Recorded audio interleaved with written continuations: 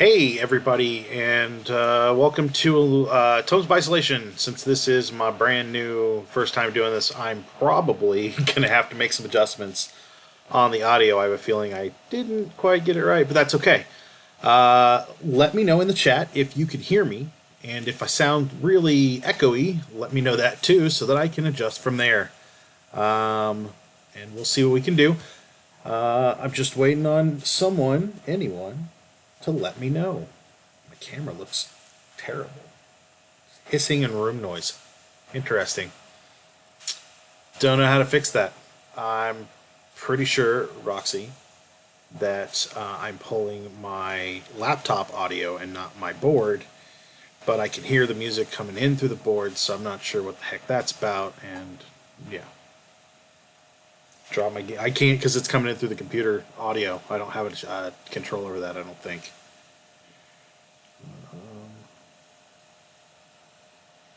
Let's see if I can figure out how to fiddle with it. I can't do that. Sounds. My microphone.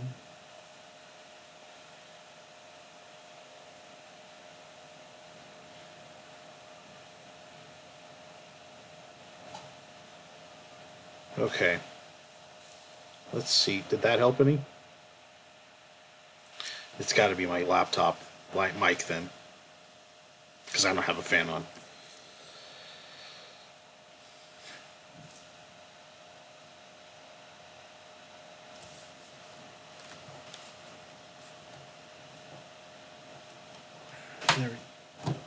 That's good. You know what? Let's go to the intro.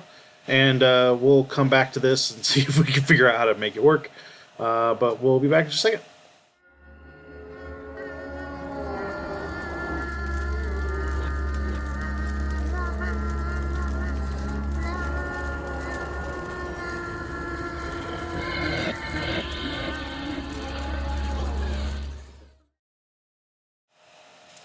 I forgot the intro is ridiculously short, but that's okay. I didn't fix the audio because I didn't have time, but we'll figure that out. Let's see if this will do it. I don't think it will, but we'll see. There we go. Done. Now I'm going to transition again.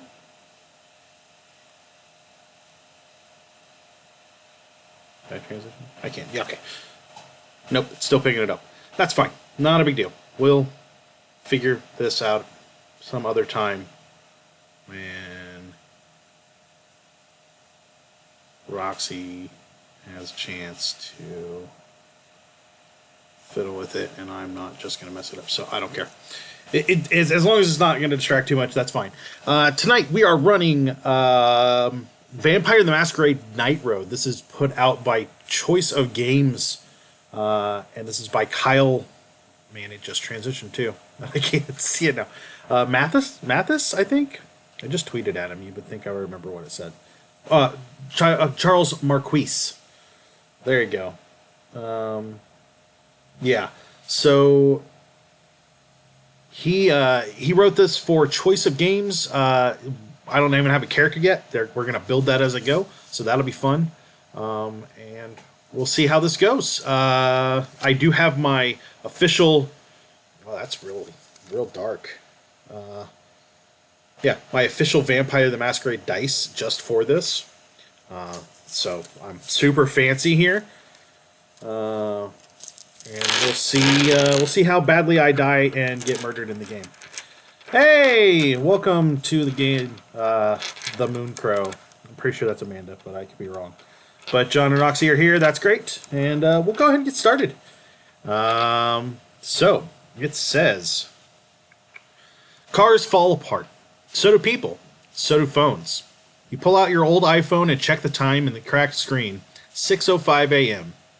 Unlike your poor Honda or the tattered air freshener hanging from your mirror, which used to hide the smell of dried blood, you'll last forever, if you can find somewhere to hide before 6:41 a.m. You've been making these courier runs for 10 years now, each year making less and less. There we go. Okay. Each year making less than the last, hiding in trunks and storage units during the day, racing down the desert highways at night with messages and parcels of on your passenger seat. It's been boring. It's felt like getting old, trapped in this body that can never age. Well, you're not bored now. You're even breathing again. Short, frightened little breaths as you watch the sky lighten in the east. Nerves you thought extinguished years ago fire up again, making your hand shake. You feel almost alive as you check under the hood. The clutch. Oh, hey! Just as a warning, there's language in this game. I should have expected that. Like, I was not prepared for this, but there is going to be some language in this game. So if you don't like that, this is your warning. I'm letting you know. The cable clutch is fucked. No surprise there. Maintenance hasn't been a possibility, let alone a priority. And when you look at the engine, you realize the problems run deeper than one busted cable. You've been ignoring the warning signs like an old man who keeps coughing and won't go to the doctor. And the engine looks like you're going to look in exactly. Looks like you're going to look in exactly. Your phone checks again. 16 minutes. Maybe there's still time. You look around at the dusty highway. The wasteland stretches out to the black horizon in every direction and try to recall your mortal life. Something you learned when you still drew breath must have the power to save you. We got some choices here. So this is going to be the first thing that we kind of do. I'm going to check the stat indicator known as storyteller mode because I don't really know. I've fiddled with this just enough to see what it kind of does, but we're going to learn together. So I'm clicking that button. Wait, where did it go? What happened? Oh, storyteller mode tells you which attributes and skills are used in a check.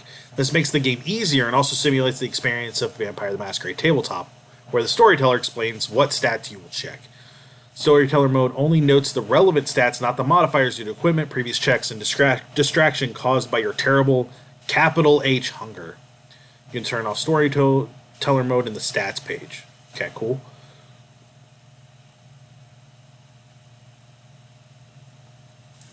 So, let's see where it tells me anything, actually. So, I have a choice here. I grew up poor, working on cars. Let's see if I can get the engine running for just a few more minutes. I had a lot of mortal friends, and I've kept in touch with some. They might have a good idea if I call one, or at least they can pull up a map on their phones and tell me which way to run. Served in the military in addition to my combat training. I know how to hide and survive in the desert. I've got a good education.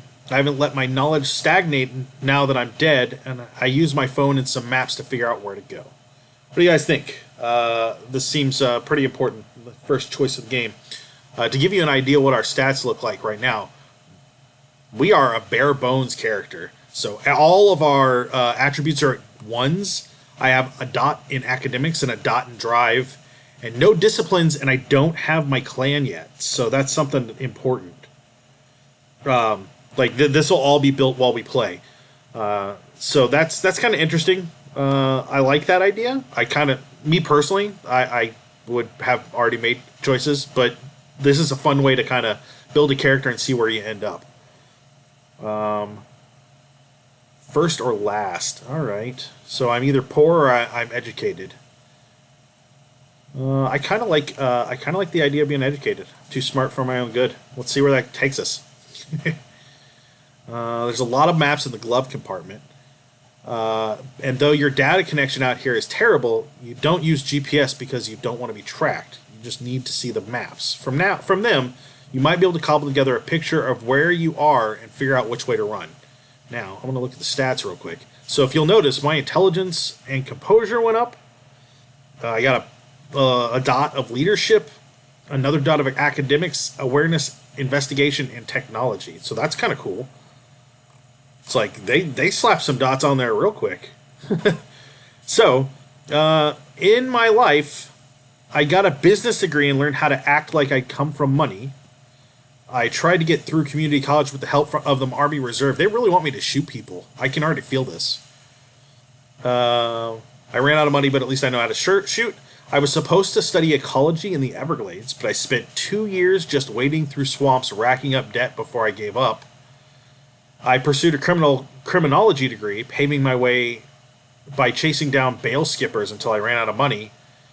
I studied computer science, dropped out, and discovered how good I was at computer crime. So what do you guys think? Ecology or criminal? You want me to live in the swamp? So I'm just a swamp monster to you, Roxy. That's... You're just trying to make me into Shrek. That's if I end up with like a donkey sidekick, though, this is all your fault. I'm just letting you know. I'm good with that. Let's go that way. So, you grew up poor, stubborn, and patient, and honed those skills as you tried to get a proper education. You never got your degree, but you possess a broad suite of theoretical and practical skills. This desert isn't Florida. I'm going to mute my phone. This desert isn't Florida, but you've learned in its rhythms over the years, and you think you might have a chance. Abandoning the ruined Honda, you grab the satchel, holding your deliveries, and head south, looking for frontage roads or other signs of development. As the sky lightens, the detritus at your feet reveal you're on the right track. You step around smashed cans of Jolt Cola. Wow, Jolt Cola. And magazines so faded, nothing remains of their covers. Following the trash until you spot something on the horizon. It's the black hulk of an abandoned building. Shelter! The stars to the east are gone, replaced by blue-purple haze. It's 6:30 a.m. You remember the last time you saw the sun. You were so focused in those days. Life was so clear. You knew what you were going to become. And then, I'm going to check my stats real quick because I want to see what happened with the education. Wow, I got a lot of dots. Alright. I'm not going to argue with those. Another dot of awareness. Yeah, this is cool. Okay. Turn to the game. Go to next. You were out of college and looking for work, spending all day on your laptop or making calls. You had a job at a call center, another job at an Olive Garden, and you did some design work. But you were drowning in debt, desperate to put all your education to work. You remember your last day well. You drove to your call center job, found it boarded up, and a bunch of confused assholes, just like you, standing around outside, not knowing what to do. It was around 6, so you watched the sunset illuminate the grimy low-rises and the cash for gold signs before shrugging and getting back in your car. It wouldn't start, so you got out and started wandering around with your phone up, looking for a signal, and that's when a shadow detached itself from beneath your car. When you rose again, burning with hunger and sticky with your own blood, your killer did not call you kindred or canite or vampire. First you learned about your clan, your lineage, a bloodline that existed since before history, before all cities except one. Your killer said you belonged to... Ooh, this is where... I get to just straight choose. Oh, I can't do the last one, or the second one. I have to make a purchase that I did not purchase, and I'm not gonna. Because another dollar... I'm holding on to my dollar. But that's okay. So, Clan Ventru, the clan of kings, monarchs of the night, masters of the dreadful mental powers, and rulers of the undead world. Clan Toreador, artists, seducers, philosophers of sensation and manipulation. Clan Gangrel, half corpse, half animal, undead shapeshifter, and beastmaster. Clan Bruja, once a clan of philosopher kings, now punks, outcasts, and would-be revolutionaries. Clan Banu Hakim, descendants of a godlike killer and lawgiver, sorcerers and assassins. I always, because it's me, I always lean Gangrel because they get to turn into wolves, but they also get to meld into like dirt and stuff. Yeah, see, John knows what I'm talking about. Toreador wouldn't be bad. Actually, these are all what are considered, well, other than the last one. These are all what considered the Camarilla vampires. So I think we all like the Gangrel. Wow, look at that. So yeah, we'll go with the Clan Gangrel. Fantastic. Just a second. I want to check something over here as soon as I remember how. There we go. Cool. We got good amounts of people on tonight. Good to see people. All right. The Savage Outlanders are shapeshifting beastmasters who, almost alone among vampires, can survive outside the cities. Disciplines include animalism, fortitude, and protean. Gangrel flesh is both hardy and able to change its form. The Outlanders also have various powers over living animals. The clan weakness is that we are feral.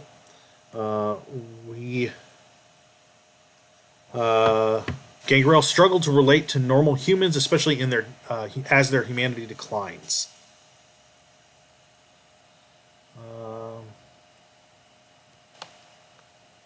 So I think we're set on Clan Gangrel. Fantastic. By the time your sire found you, she had already begun her great metamorphosis. But on that night, she could still pass for human beneath her hat and trench coat. She came to the city rarely, but something about you had attracted her. She embraced you and dragged you away to an abandoned research facility on the outskirts of Tucson to join her litter of ghoul whelps. You still remember the whelps. They were half-mad, half-starved men and women who maintained an eternal twilight half-life by suckling on your sire's blood. Ghouls, you know now, are the favored servants of vampires. Humans given vampire blood while they are still alive gain agelessness and a little power in exchange for much of their free will. You were greater than they, a true vampire, and they hated you for it. How did you survive those nights? Hey, look at that. Roxy, thanks for the gifted sub. That gives us some rewards. Hey, while I'm thinking about it, because I jumped into this without thinking about it, welcome to Quiett Gentleman Entertainment and Tomes of Isolation. Normally, John and or Roxy are running Tomes of Isolation. These are our choose-your-own-adventure kind of things.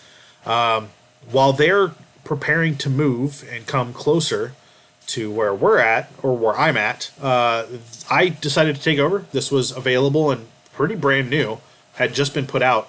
And it looks like it's going to be pretty sizable. I think it was like in the 750,000 word range. So we've got a little bit of time with this, and that'll be fun. Tonight, we've got Cthulhu's available. You've got little channel points down there that look like a little magnifying glass with an eyeball in it. You can use those to give me some bonuses. Mostly, I think it's just reroll tonight. You can still highlight your message. You can click on that was cocked and get a reroll. Those are going to be the two big ones. We are shooting for, is it 50,000 that we're shooting for, Roxy? I'll wait for her to respond. But we have a goal, 50,000. We want to get to before the 31st, preferably a couple of days before the 31st. On the 31st, we are going to be doing the second episode of our Halloween special, where we will be talking about. You know what? Hold on. I can actually show you guys.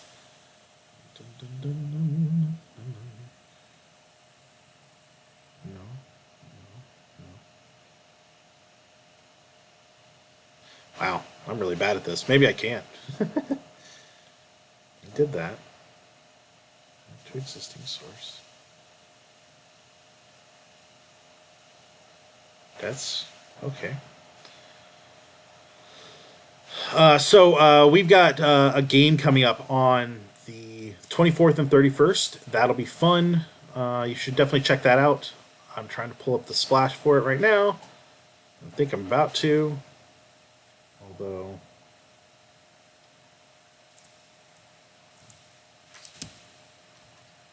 Wow, that was bad. There we go.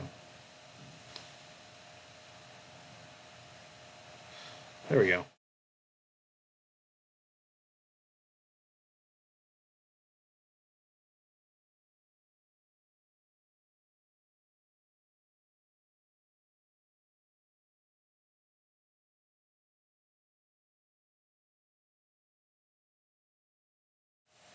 Turns out you also have to have audio. Sorry about that. Thanks for pointing that out, Roxy. So that's Masks of Halloween are going to be is going to be the game we run. It's from an old Miskatonic University called Chaosium monograph from some years ago. But it'll be a fun adventure set in 1926. I've got a small group of people that we will hopefully not murder all of them. I don't know. Maybe we will murder all of them. It'll be fun. But there's a corn maze, and it should be a blast. So come check that out on the 24th and the 31st. And then, of course, don't do that. There we go. And, of course, we've got our other shows on Thursday. This week is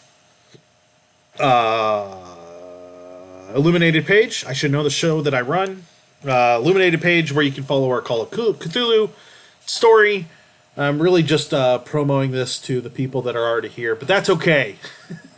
But John, Roxy, and David's already on here too with us, are already in that, and then Sean who's not here tonight, will also be part of that game. Then we're in Australia, and we just found our way into a city under the sand, and it'll be terrifying. It is terrifying. I like it. It's a part of the chapter. This is a chapter of the story I've never run before, so it should be interesting and new. Something that I've not experienced before.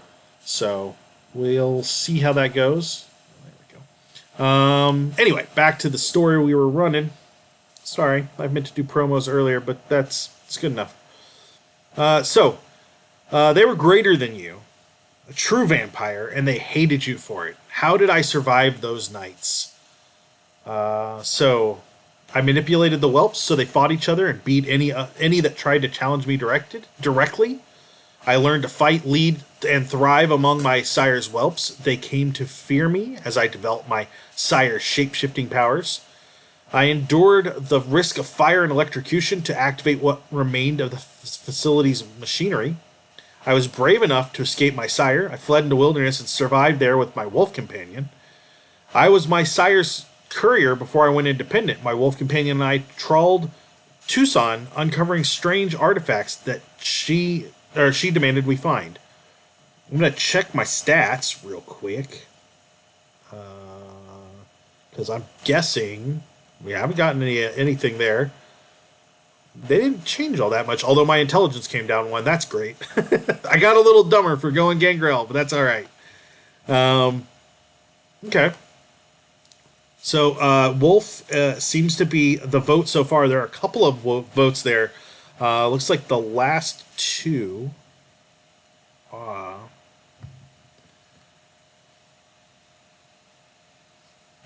So Wolf, always Wolf.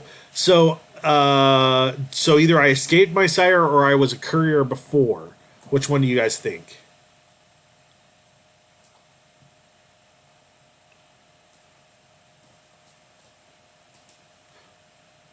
Escaped. Cool.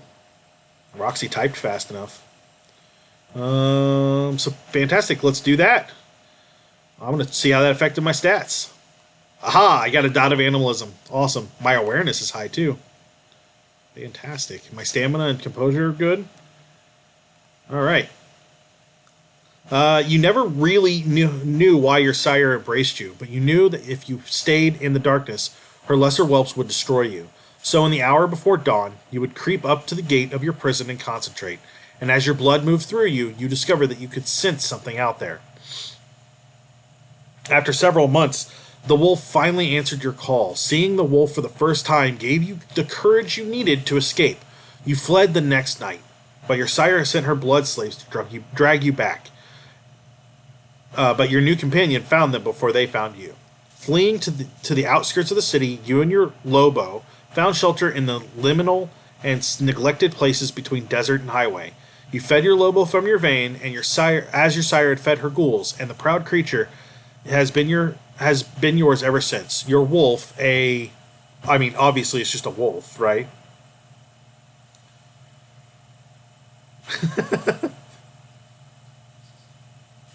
I like the question. Male, female, a wolf. I think it's solidly a wolf. Yes, it's a non-binary wolf. We don't, Fair enough. Your wolf was a terrifying specimen, but unlike your sire's whelps, you could speak and think and had enough sense to find a collar for them so people would mistake them for a dog. Then perhaps to remind yourself of what you had lost, you gave your wolf a name. Not Lobo. I'm with you on that. Wow, these are some names. No, Annoy is annoying me. Is there a punish button? No, actually, if there's a punish button, you'd punish the heck out of us. Moon. Oh no, it's got to be Moon, right?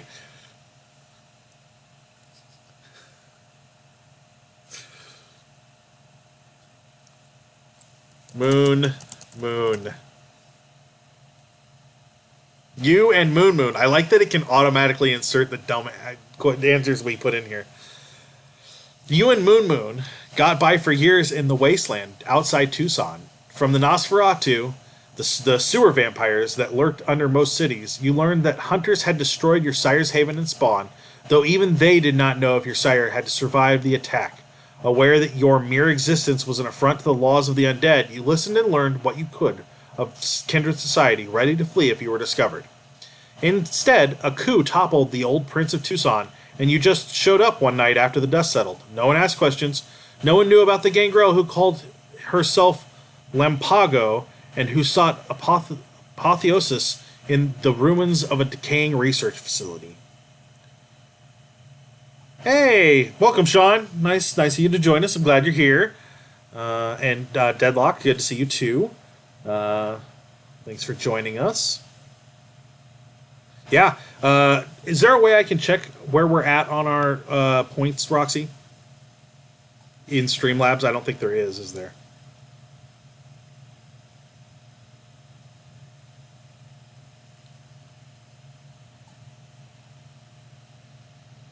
Okay.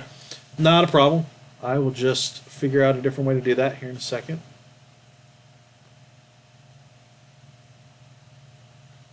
Because I can do that. If I go into Twitch, how do I do that over there, Roxy? She's going to keep asking her questions and she has to type answers too.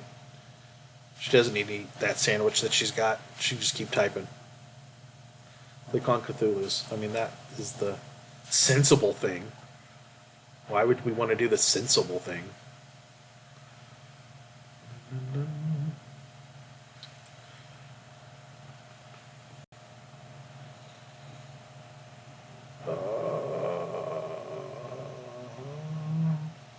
Okay. Channel points. I don't see it. Oh, well, there you go. There we go. We're at 43%, so we're getting there. Keep doing it, guys. We'll get there real quick. If I remember how to get out of here. There we go. Cool. So, where were we?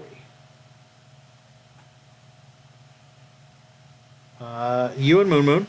Yep, there we go. Instead, so nobody knows who my sire was. That's interesting. There we go. So, I am Clan Gangrel. My disciplines are Animalism, Fortitude, and Protean. I'm feral. So that's cool. Let's check my stats, see if it gave me... Still got those.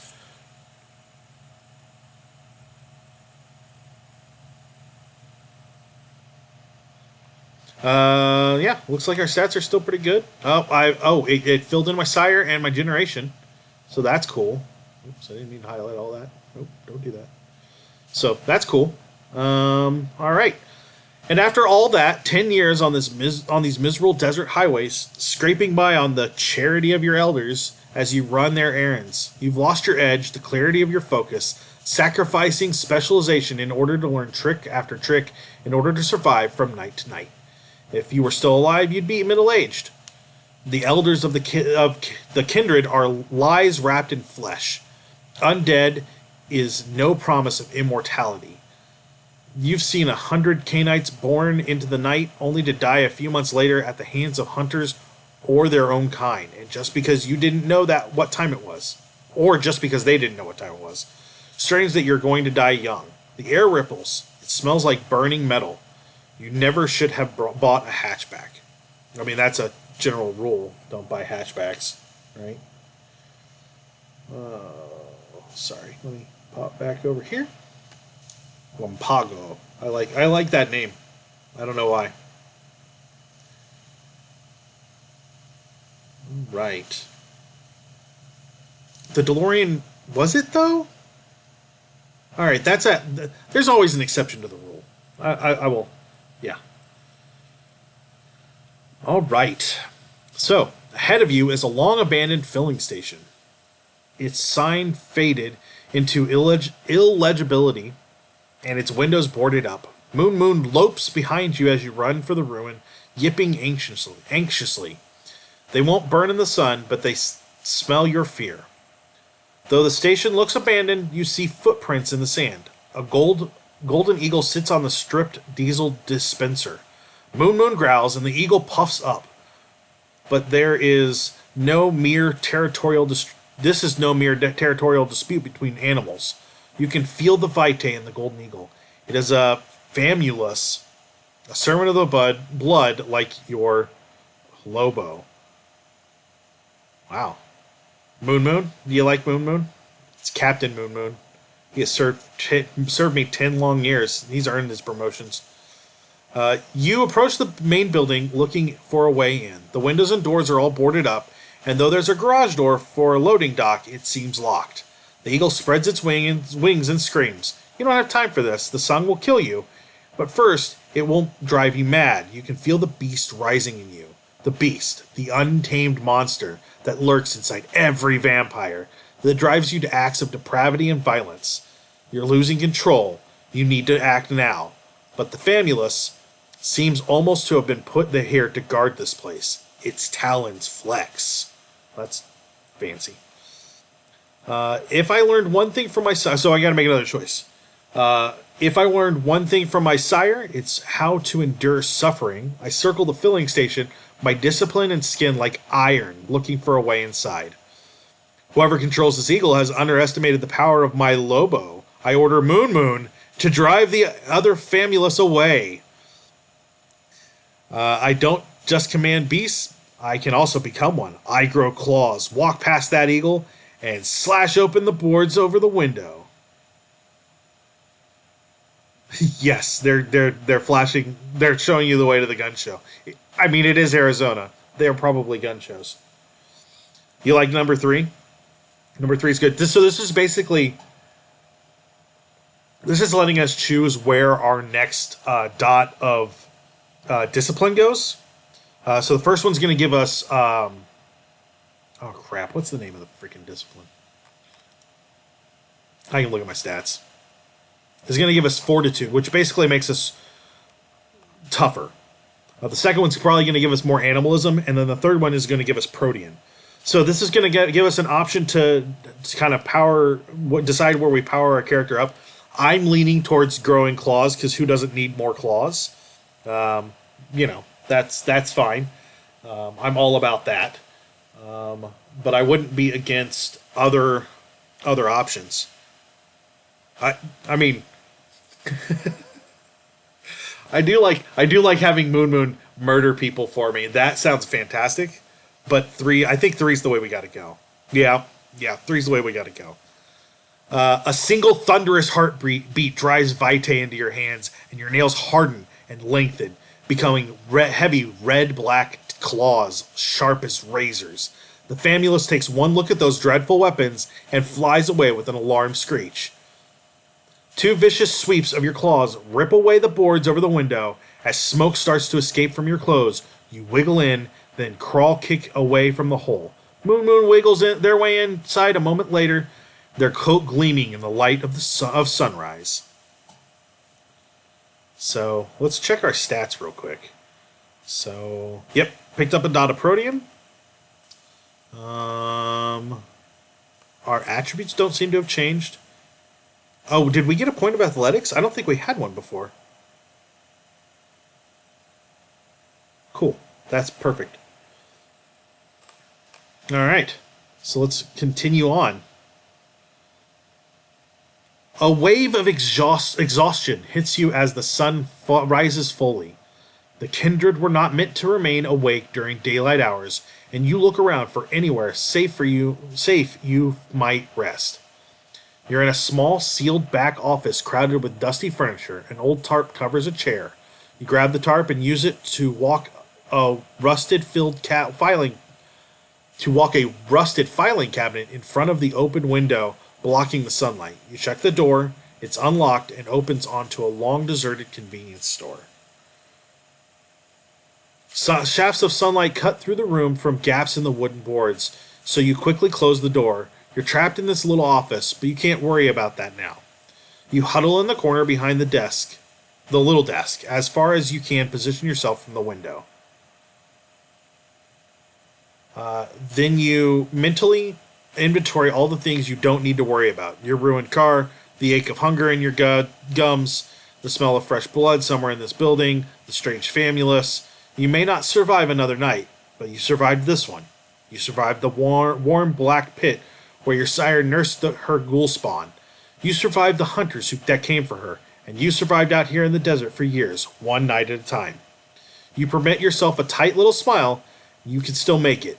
You can still find a way out of this. And then, the blackness of the day sleep swallows you. Fantastic. Oh, we're on chapter 2. Fantastic. Look at our stats real quick. So, hey, we've got some new stats. So our humanity is a 4 out of 5. That's pretty good. Hunger is a 3. So this is on a brand new system that I have not touched much. I trust the system to walk me through the story to walk me through what I need to do. But I know as your hunger rises, the worse it gets. So I'm not hurt. I have not violated the Masquerade. That's good. I've got some decent willpower. My strength and dex are both 1s, which just means that I don't think we've done anything to up those yet. Same thing with charisma and manipulation, and then wits is also at a 1. My stamina is at a 4. My composure is a 4, and my intelligence and resolve are both 4s, which I'm pretty keen on. I like that. I like being smart and resolute. My awareness is a 3, so that's pretty solid. I've got 2 in academics and survival, and then a 1 in investigation, technology, leadership, drive, and athletics. I like that they put all of the fighty stuff under just combat. That kind of like simplifies it. Yeah, absolutely, Roxy. You're right. It gives me a lot of places to survive from, because composure is going to keep me cool, and resolve is going to keep me defended, and so stamina. So I like that defensive, and that's a pretty solid build for Gangrel anyway. I've got a dot of animalism and a dot of protean, and I know that they're probably going to give us a couple of more dots at least. Who knows what else I'm going to pick up, though? Oh, I've got... wow. Fantastic. So I don't have any convictions. Again, this is a new system for me, so I haven't dealt with any of that yet. But it's there. Is Jason one of was the writer for the 7th Sea game? That's fantastic. Thanks for coming out tonight, Jason.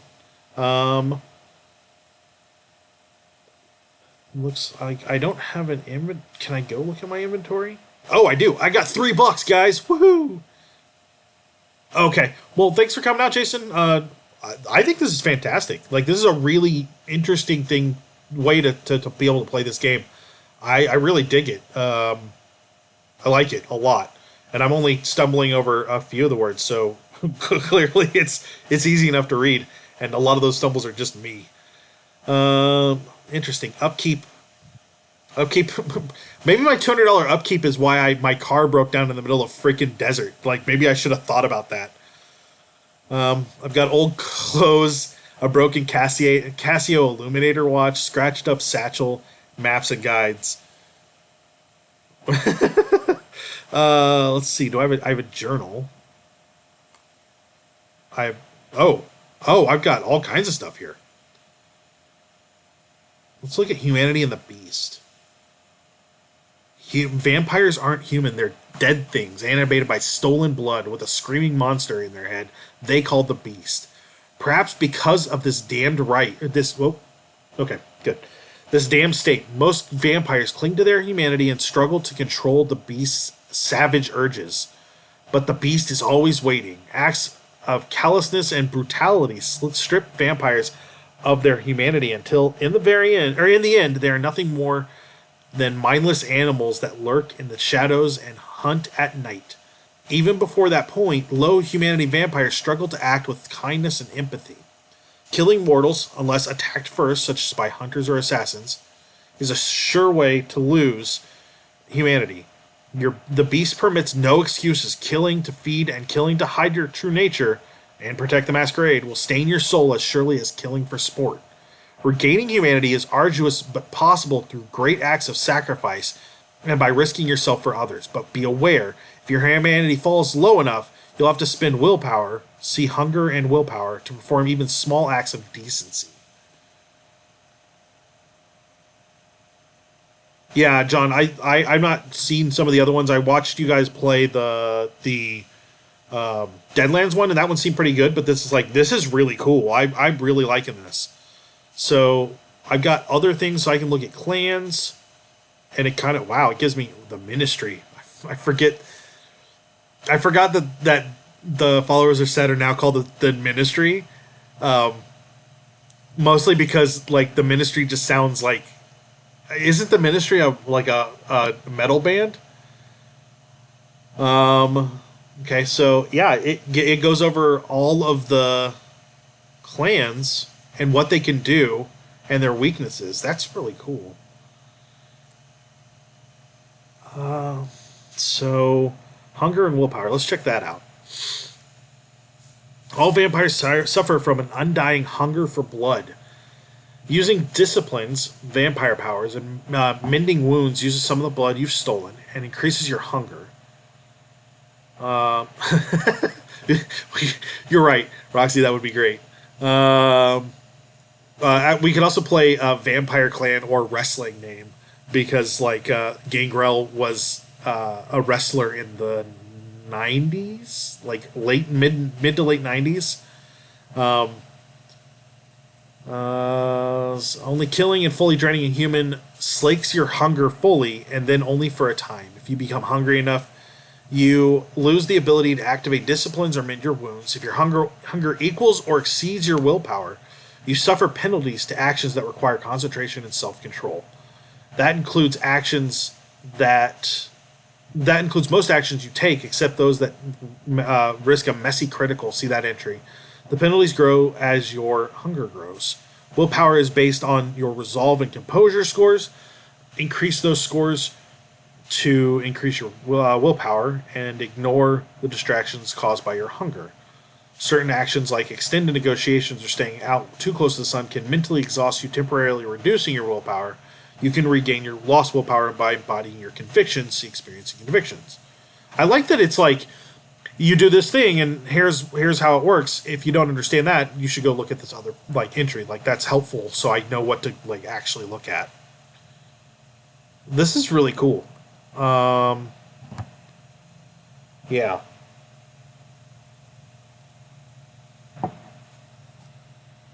I did not anticipate how much I would be talking. I don't know why I didn't think this one through, but so messy criticals. Succeed too well on certain actions and you run the risk of unleashing your beast. The monster within you assures your success at any cost. Any choice that ends in an exclamation point risks a messy critical. Most of these are attacks or other aggressive actions where you risk losing control, such as threatening people or bashing down doors. Any choice that involves hunting or drinking from a human also risks a messy critical, and messy criticals there usually result in you draining the mortal completely, reducing your humanity, and leaving you with a corpse to dispose of. Ooh, a hot toddy. The good news is that choices that risk a messy critical aren't more difficult due to hunger. Your beast guides you in these savage actions, even when they're desperate for blood. Okay, that's cool. Yeah, I should have mulled some cider. We got nice cider upstairs. Need a red drink, yeah. What would I drink? I could have, mulled wine. Good red mulled wine. That would have been great. That's something for next week. Sean. Thanks for the idea. That's fantastic. So experience and conviction. I'm going to read through all these because I really do this. So I have played Vampire the Masquerade secondish. I don't know, whatever it was back years ago, and then I played Vampire the Requiem. So I have an understanding of the clans and the social structure, and I've even played when they re-released the MET version for LARP, because I've LARPed a ton. I don't know if you're ready for that level of nerdness, but I have LARPed quite a bit. So I understand a lot of the concepts, but how they work mechanically, I have no information on how they work in this game. So this is actually pretty helpful. Yep, all of us LARPing nerds are all here. I actually invited some of my other LARP friends to come check out the game tonight. I just haven't seen them yet.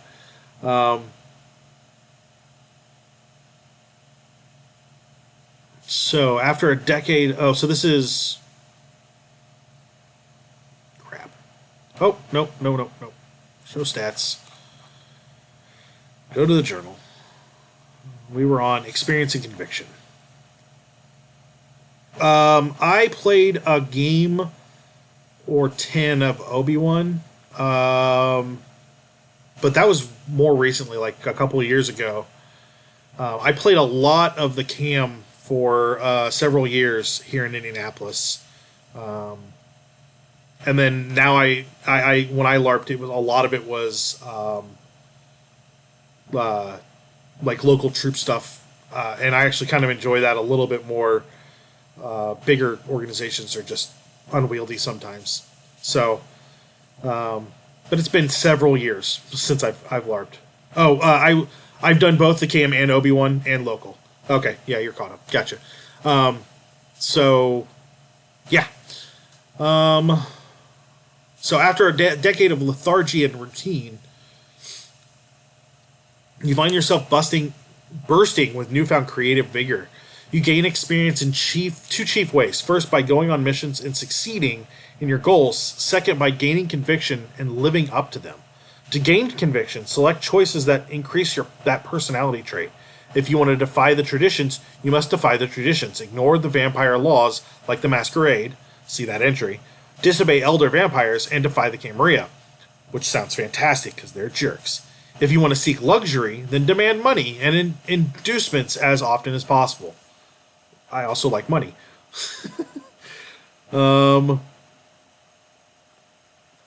Let's see. The Masquerade.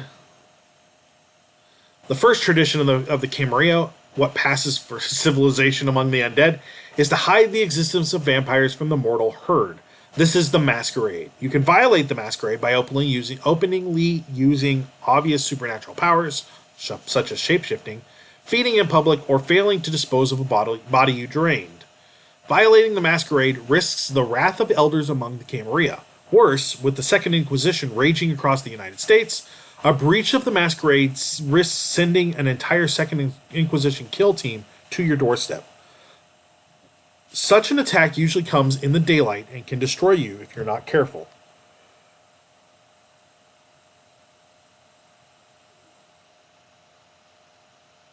Sorry, just touching. Make sure...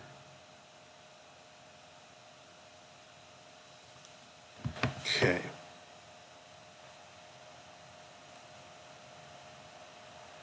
The berries. What did we bury in the journal?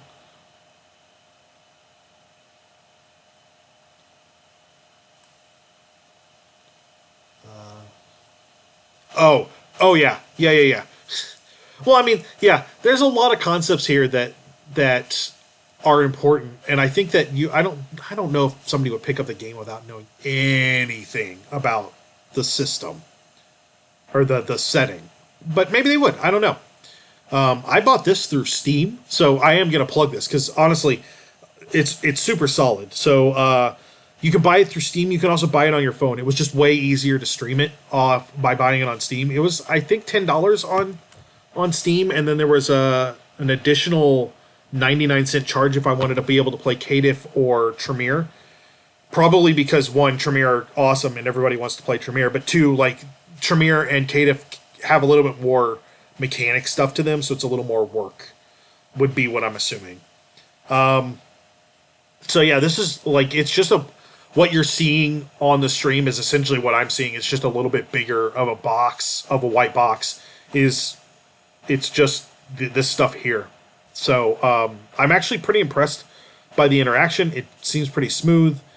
I have to be careful not to hit the restart button because it will take me all the way back and I'm going to have to go make all these choices again. That would be very upsetting on my end. Hopefully there's a "are you sure?" but I'm not positive. I'm not clicking to find out. So one of the things I will need to keep in mind... Ooh, I may not be able to... Can I save this?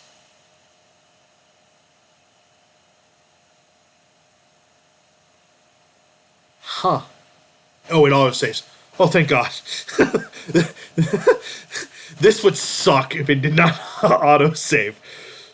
I guess if I wanted to play through all at once, it wouldn't be that bad. But we're going to be playing this for what I assume is a couple of weeks. I don't even know if I'm going to get to roll dice tonight. That would be sad. So we looked at Masquerade. I don't think we looked at Humanity and Beast. Nope. Oh, no, we did already look at this one. We looked at it out of order. That's okay. The Camarilla, or a bunch of stuffy jack... Oh, hey.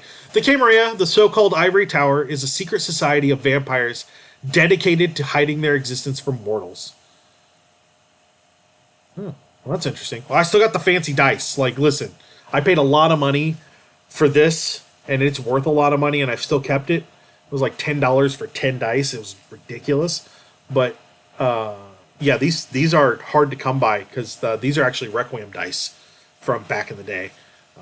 And they sell on eBay for like $75 a set now. It's ridiculous. Yeah, I mean, listen, I just get that. That's all I need. I just need the feel of them. So, there we go. Most Camarilla cities are ruled by a prince. The term is gender neutral. Beneath this monarch is an elaborate hierarchy of underlings and overlords, bound together through favors, mutual enemies, the traditions, including the Masquerade, and the overwhelming nightly drive to find more blood. Vampires in the Camarilla call each other kindred. They all appreciate the bitter irony of that term. The rise of the Second Inquisition has made the Camarilla more paranoid and restrictive, where once princes tolerated anarchs and fringe types like independent couriers, now they retreat into their elysiums, hidden sanctums, where they can conduct their business in peace and try to weather the storm. These knights, the Camarilla, are vampire elite, and like any elite, they are happy to sacrifice everyone else for their own safety or convenience. Cool. We're going to go with this. The First Inquisition taught the arrogant vampires of the Middle Ages that they were not invincible. They learned that mortals, while weak alone, were almost unstoppable when organized, and when they knew their enemy. The vampires of the Camarilla took on... No? Well, that's okay. I still have the dice. I like them. Makes me feel like more like I'm gaming, but this is still pretty cool. They learned that mortals, while weak alone, were unstoppable and organized. The vampires of the Camarilla took the lessons of the Inquisition to heart, hiding their actions behind the Masquerade. But no deception is perfect. As digital technology proliferated in the 20th century, young vampires adapted, leaving their elders in the dust. They didn't know that mortals were listening in. And even when they realized the danger, many in the Camarilla believed that they could direct these hunters at their enemies. The results of this arrogance were catastrophic. The first fires of the Second Inquisition blazed across the world, destroying elders and fledglings alike, cleansing whole cities of vampires. Embedded in the security and intelligence agencies of various national governments, including the FBI and the CIA, the Second Inquisition employs every weapon at its disposal to hunt down and destroy vampires. Now the SI has turned its sight on Arizona. Its goal is nothing less than the total eradication of every vampire in that state. Man, lucky Arizona, right? I guess you don't want vampires when you go to Sedona to look at the Red Rocks. The Beckoning. A strange event called the Beckoning recently started luring elder vampires to the Middle East. No one knows the source of the Beckoning, but the sudden loss of so many elders and the vast supernatural powers they possess has thrown the Camarilla into chaos and allowed anarchs and other independent groups to seize power. Interesting. I didn't know about that. That's something new in this edition, I'm guessing. The nature of the blood. Oh my. There's a lot of... we're gonna... we'll touch it. So disciplines, they're gonna feed the disciplines. They let me heal. I can create ghouls from both humans and animals. They don't age. They get minor powers, and then they become loyal because they're brainwashed. I can make other vampires through the embrace. Vampires that drink off of each other get a thing called the blood bond, and the more you drink, the more brainwashed you are into loving that person. You do have to drink blood from another vampire if you want to learn something outside of what your clan offers. If you drain a vampire completely, body and soul, it's called diablerie. In the Camarilla, it's considered a terrible crime, but sometimes it happens anyway. And then generation is how far away we are from Cain, the first murderer, because all vampires come from him, hypothetically.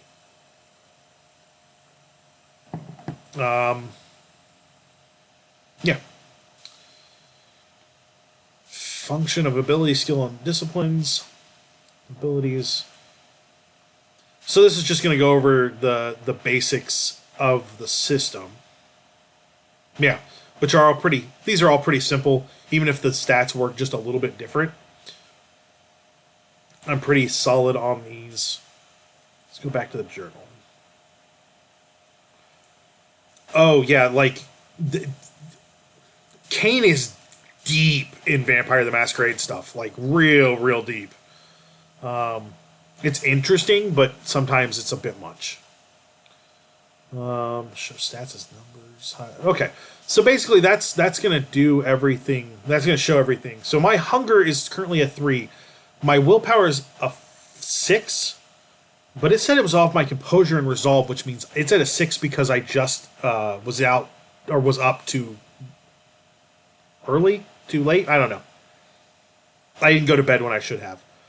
So I'm still pretty good, but the hunger is going to keep growing. I don't have any wounds, and I don't have any Masquerade violations, but also I haven't done anything to touch on any of these convictions yet.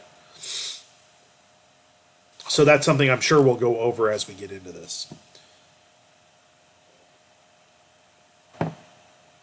All right. So, let's go ahead and get back to the game. Arizona, I-10 heading west. Night of November 2nd. Sunrise, 6:42 a.m. If anyone had found you that day crumpled behind the desk, they would see only a disheveled corpse. And while the sun is in the sky, that's all you are. The blood you got back in El Paso before you hopped in your Honda, awakens the moment the sun sets. The return of consciousness is instantaneous and agonizing. You open your eyes in shadow and wait for your eyes to adjust. Your limbs are still heavy, as if crushed by the weight of the sun. As you wait, you think about the Camarilla, and you remember what the elders made you do to prove that you are more than some clanless scavenger. That's ominous. Oh, hey, wait, hold on. Oh, I get to name myself now. Fantastic. You were desperate then, and you knew you had to obey. They paired you with another desperate young Cainite, a charming young man named Julian Sim, who talked too much. He was something that other Cainite kindred called an Assamite. Back then, you didn't know if that was another clan like Gangrel or another sect like the Camarilla. No one bothered to tell you. Julian had the eager energy of a congressional page and the glittering, patient eyes of a reptile. He was out for himself, and so were you, and that gave you something in common. You remember Julian's lime green geo-tracker crunching to a halt over gravel. You jumped out, felt the sand beneath your feet, still hot hours after the sunset, though the night air felt cool. Julian was well dressed despite the rough work. But back then, you always wore the same thing when you were out in the desert. Coveralls with your name you used sewn on a patch. Not your real name, of course. That person died in a strip mall parking lot. You call yourself.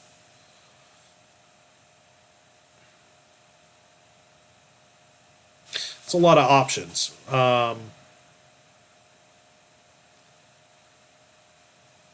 Celeste is. I'm leaning. I'm leaning a little bit towards Celeste, but only because the wolf's name is Moon Moon. What do you guys think?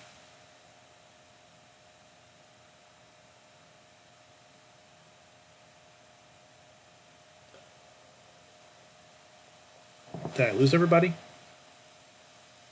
Can you all still hear me? Okay. Okay, we're thinking. Okay, I'm fine with that. I just wasn't sure. No, it's okay. You're fine. Ransom? Ransom it is. That's what we're going to do. Those old coveralls let you pass as a maintenance worker just about anywhere.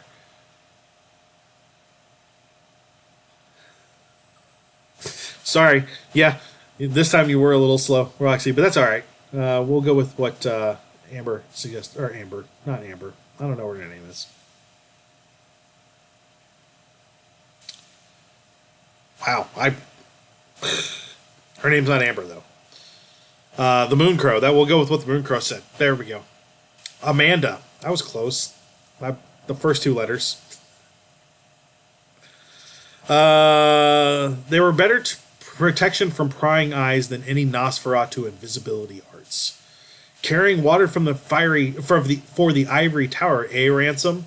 Julian said with a little chuckle, hoisting the plastic gallon jugs out of the back of the tracker. Each read Buena Suerte, or something like it in blue Sharpie. You didn't laugh. This wasn't humanitarian work. Or maybe it was. The desert princes still fear the thing that slept in those sands. They told you that if it woke up hungry, it would tear this land apart. How long do you think we're going to do this? Julian asked. I did turn on storyteller mode, I thought, because I now have the chance to turn it off. Yeah, I've got storyteller mode on.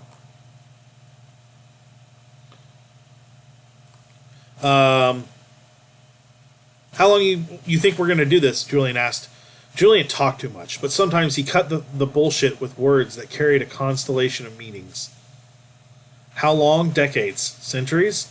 We, neonates, nothing but larvae in the eyes of their elders, and this awful work. I get to respond to Julian. This is what it is to be a neonate, Julian. We work our way up, but we can work our way up forever in the Camarilla. This is how we survive to see another night, and as far as I can see, it's the only way. Complaining won't save anyone. I hate this evil work as much as you do. The Camarilla claims they act for the greater good of all kindred. It's just a lie. You're supposed to be the visionary, Julian. Give me a reason to walk away, and I will. I'm feeling number 2. Yeah, I'm with you on that one, Roxy. I think number 2 is pretty solid. Yeah. Julian grimaced as he wrestled with the water. I want to do more than just survive, Ransom, he said. That's all our elders do. They endure. They persist. What kind of existence is that? Now, I'm not an idiot. I have better things to do than run off into the desert and get destroyed. But can you really do this for another 50 years? Mortals uploading their brains into computers and colonizing the poles of Venus, and we're dragging water through the desert in a geo-tracker? A hot desert wind whipped Julian's black hair around his head as he counted the gallons of water. The Camarilla gave you a job they considered necessary, even vital. Desperate migrants stumbled through this part of the desert, fleeing violence in Mexico and Central America for the promise of a better life in the States. Without water, many died. Aid groups dropped water and supplies for the migrants. The year before, the Camarilla had infiltrated and supplanted one of those aid groups, replacing their members with you and Julian. Your job, position the water above the scattered layers of the Nosferatu Elder, the one known only as Raramouse? I don't know. The victims he claimed would give him enough blood to prevent his full awakening. This sucks, Julian said as he checked the GPS coordinates on your Garmin. I mean, I know what we are. I know what we do to survive, but this is just so stupid. It's inefficient and wasteful. Was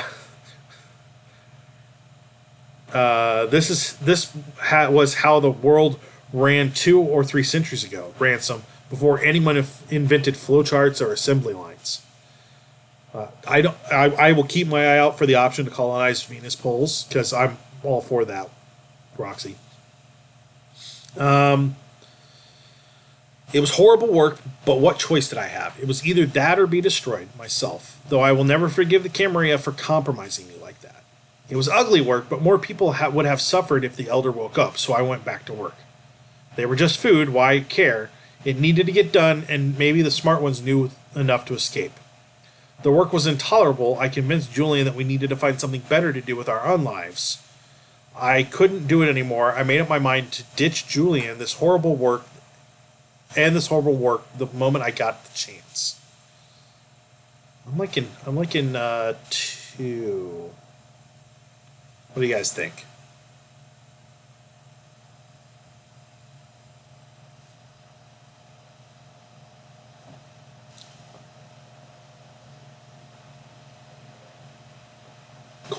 Cool. All right, 2 it is. You sighed and did what had to be done. Julian's always had plans to get out and move up in those nights, but they never seemed to come to anything. And though the Camarilla elders had been cruel, vindictive monsters, they had been right about Remus. I'm gonna call him Moose. I think Moose is a good name for an elder Nosferatu in the desert. His awakening would have killed thousands. Because a few years later, some of the really old ones really did wake up, and you heard the horror stories even though you were on the other side of the world. So that night, you checked your position on the Garmin one last time, dropped off the water, and got back in Julian's tracker. A few months later, Julian got his money, though you never learned how. Something to do with venture capital, interested in the software he was developing. Anyway, one night he just disappeared, leaving you with the geo-tracker, a stack of CDs with file names written on them in blue Sharpie, and instructions to deliver them to an industrial park in Austin. You looked up his new company, 2100X, which was apparently located in Denver, but you could never find an address or contact number, and that's been your life ever since.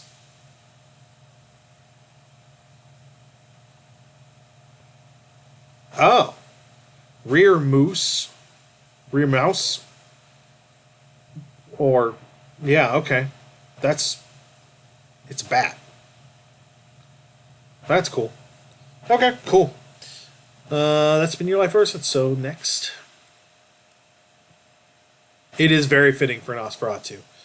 You can move your hands now. You rise and glance outside through the narrow cracks between the desk and the wall. It's full dark. Your hunger is an ache in the back of your gums that leads right behind your eyes that threatens to turn into a migraine. You can hold off the beast a few more nights like this, but you'll need to feed soon. You head into the dingy and abandoned convenience store, part of the abandoned building. Abandoned filling station. Wandering past dusty and empty shelves, and glance outside through the gaps in the boarded-up windows. Moon patrols. No snuffling at the broken linoleum tiles. You can see the strange eagle, but you still smell blood. It's faded and impossible to ignore. Movement catches your eye, but it's just your reflection in the broken glass of an empty display case. You stare into the eyes of a haunted-looking, eternally young, non-binary person. Yeah, that's what I'm going with. You look like shit. Bloodshot eyes, skin pulled back from your nails and teeth, thrift store clothes. Even your satchel looks like someone dragged it down a highway. You check the satchel, your deliveries, the USBs are still there. Then you hear sound outside, a few whispering words in Spanish, weeping. Thank God, food. It looks like they used the entrance you made to get inside, but they've boarded it back up again, so no one from the road spots their flashlight. You're in the middle of the disused convenience store's 3 aisles, invisible in the darkness at the far side of the store. At the far side of the store, a short hallway leads to 3 doors. A locked bathroom straight ahead, the office where you slept to the right, and what you guess used to be a storage room to the left. The mortals are trying to get it open. Count 4 of them. A man and a woman in their mid-20s, an ancient woman, and a frail gray-haired old man, even smaller than the old woman. The young woman whispers something in Spanish you don't catch, then forces the storage door open with a shriek of metal.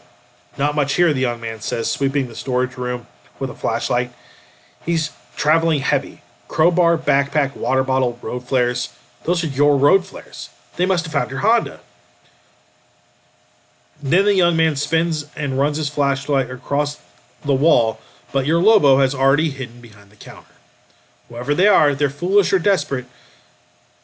They're foolish or desperate to bring a woman in her 70s at least, and a guy who isn't built for this kind of work. You're surprised that they're this far north without having made contact with someone.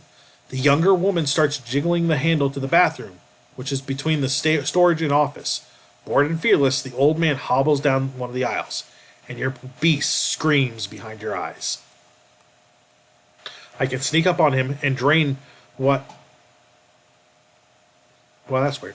I can sneak up to him and drain what I need before anyone knows what happened. I just need a little to take the edge off. He'll be fine.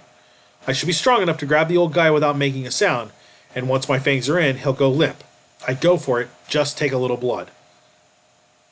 And I'm not going to risk a statue grab turning into a massacre, or a tired old man's heart suddenly stopping. I stay hidden. There are too many of them, and I'm not taking any risks. I stick to the shadows and watch. I can't risk violating Masquerade, the undead code of secrecy and silence, by revealing what I am. I stay hidden.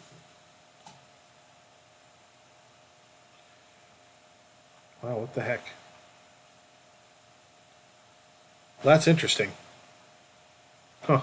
Streamlabs kicked me out of the chat for a second, so I'm not seeing the same thing. Yeah, I like the last one too. I mean, I kind of want blood, but it's not that big of a deal. I've got a couple more nights.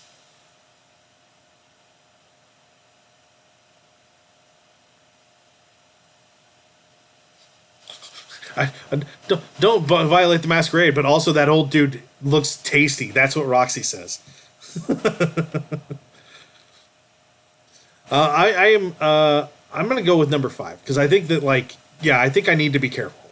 Something seems off about these people, and I'm not sure what it is. Maybe Matt is paranoid. Spanish food is good food. Oh, you did not learn the traditions from your sire. You learned the ways of the Camarilla at the edges of their secret society. But one law you never thought to question, that you always knew to uphold even before you had a name for it, the Masquerade. The mortals must never know. You don't know who these people are or what threats they could pose. You're not even sure that there are 4 of them. You stick to the darkness and wait. So you have an excellent view when the young woman finally gets the bathroom door open and the thing inside bites down on her face. Adventures are the ones that have a special diet. Look, I can even actually show you that. Hold on. So if I go to the journal, I go to clans, I go Ventru. Yep, so their weakness is refined palate, which is just a really douchey way of saying specialized food options. They're usually restricted to a specific type of human prey, and they can't drink animals or bagged blood. Bagged blood sounds gross. Unless you're Canadian, and then they drink bagged milk, so why not? Return to the game. Cool. The woman manages a half scream. The old man turns, seeing the mutilated corpse dangling from those huge jaws, and moans in horror. The thing holding the corpse hurls it towards the old man, missing you by inches and splattering your face with blood, and both the corpse and the old guy go down. You absently note the woman's corpse is already drained of blood. Then you turn and confront the thing in the bathroom. The kindred of Clan Nosferatu are never beautiful, but this one is particularly hideous. Stark naked, and so tall he has to stoop to get out of the room, with a flattened skull and huge bat-like ears that make it impossible to imagine what he looked like in life. And then you look into the flat black eyes and realize there is nothing there. Uh-oh. Oh, no, Flashback. April 2007. In the end, we're weaker than they are, Julian says, watching a trio of teenagers across the 7-Eleven parking lot. He sips from his extreme gulp, then uses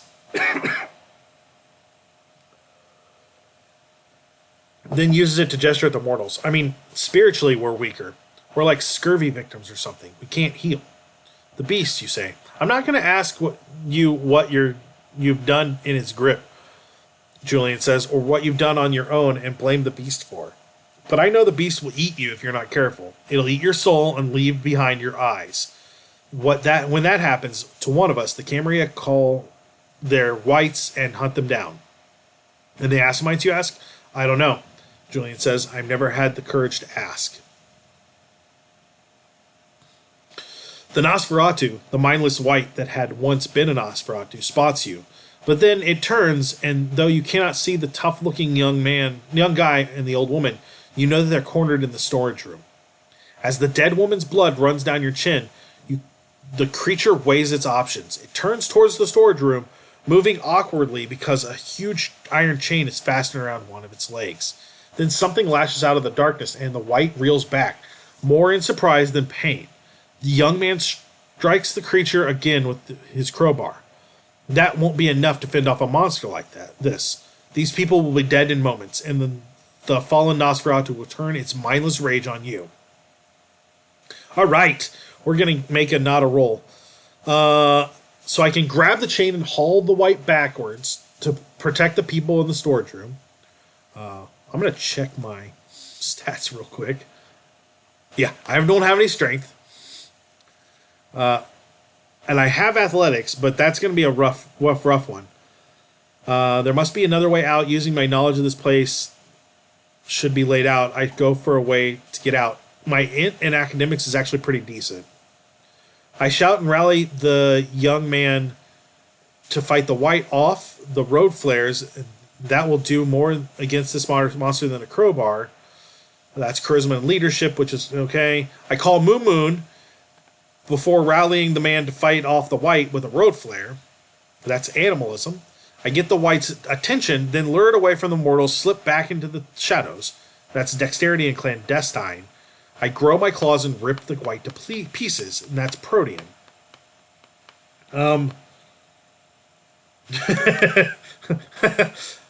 Yeah, Amanda, I'm with you on that one. I feel like throwing Moon Moon in there just means Moon Moon's going to get hurt. I think protean's the way to go. There's no reasoning with a white, so no trick to dealing with one. The Camarilla is right about some things, including what to do with a canite that has fallen to the beast. You call the blood hunt and destroy it.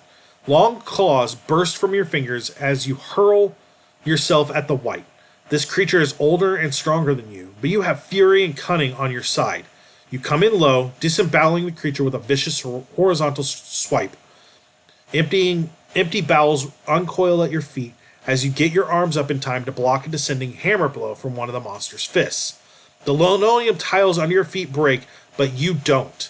You score another raking slash along the white's wrist, and when it rushes you, it trips on its own guts.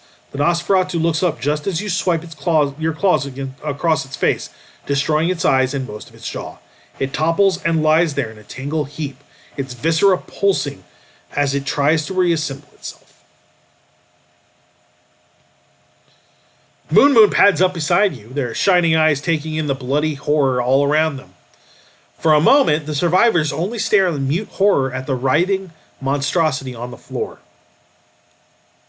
Then they remember the old man.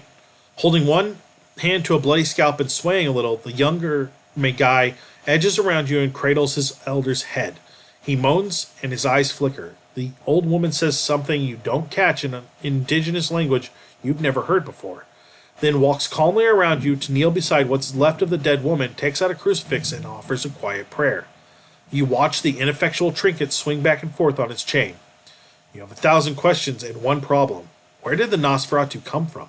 Who cleaned it up? Or who chained it up? Was it imprisoned because it became a white, or did it lose its mind during its imprisonment? And what are you going to do with these people who just saw you rip a monster to pieces with inch-long claws? Ooh, there's some options. Some of them will give me rolls. Did my stats change? I don't think they probably did. No, I don't see anywhere that they did. I mean, they did watch me just, like, claw this thing with claws that shouldn't exist. So I can't leave witnesses, and I can kill them and feed on them. I need their blood, and it's bad to leave loose ends. I kill them again. So the first two are kill them. I need to feed before the beast consumes me. I drink from the old man. That will make persuading them not to talk harder, but I have to feed. These are religious folks. I misdirect them into believing they faced a demon. I'm pretty sure demons aren't real. Manipulation and subterfuge, which are bad. I intimidate them into silence. Manipulation and intimidation, bad. I appeal to their higher principles. I save their lives, and they owe me. They should remain silent. That also sucks. 1, 2, 3, 4, 5, 6. So my charisma persuasion, 1 and 0. Yeah, so here's the thing. If I let them go, it is a violation. None of my stats are good for the 3 things it wants me to do. If I only kill the old man, there's no way I'm convincing them to do anything.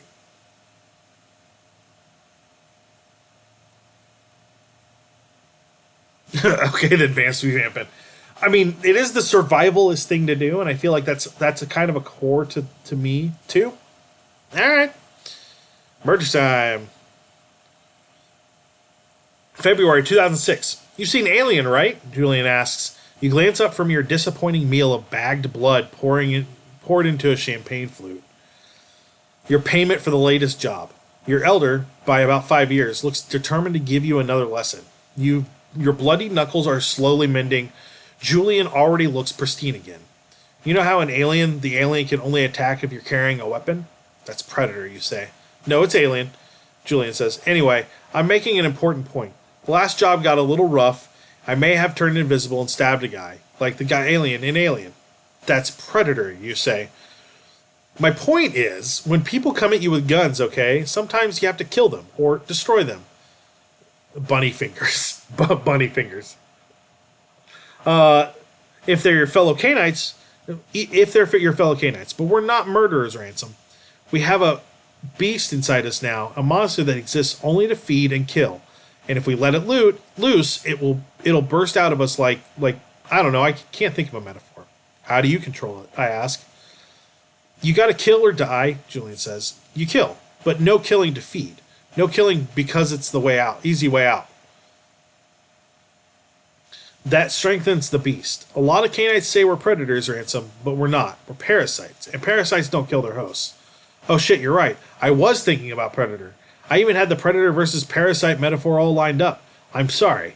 But look, if you need to kill to survive, fine. But anything else will destroy you in the end. The Governator. Yeah. If he comes at you with a prop gun, you should eat him. They don't stand a chance. Yeah, well, there wasn't a good choice there. If I had charisma or manipulation, maybe, but there was no good answer there. They don't stand a chance against your claws. You disable them in seconds and then take your time feeding. You feel awake and alive for the first time in years as blood trickles down your gums. It coats your throat, then crawls up behind your eyes into your skull until it feels like your hair stands on end. You close your eyes and savor the feeling because you know how rare it is. Tonight the hunger has abated and the beast is question. I don't know how to pronounce that, so it's silent. Okay, yeah, we can definitely wait to make a choice. I'll slow down a little bit. Sorry about that. But you didn't do it for your own selfish needs, you tell yourself. They needed to die to preserve the Masquerade. The work was ugly but necessary. This sort of thing happens from time to time, and you know what to do. You find a knife and some tools and hack their bodies up so it looks like an isolated act of brutality, common enough out here, and not like a vampire drank their blood. Your Lobo gnaws at them too, further confusing exactly what happened. Here, murder, animal attack, as long as nothing points to you, you're happy. Then you take a moment to enjoy the blood on your teeth. You check your iPhone, it's broken. You take out the SIM card and destroy it, then destroy the spares you carry. You wear a watch because sunrise is never far from your mind, and yes, that's broken too. Then you check your satchel, and the USBs are all here, all safe. Sated for the first time in years, you check yourself again. Click on the camera source. Where's my camera?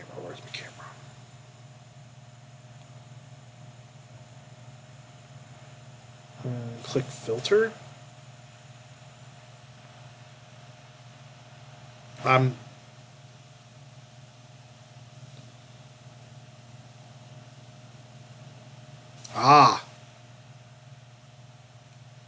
I see. I see what you're saying. Haha. Is that better?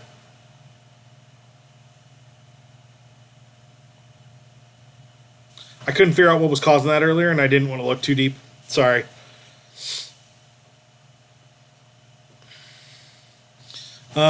Stated for the first time in years, you check yourself in the cracked glass of the empty display case.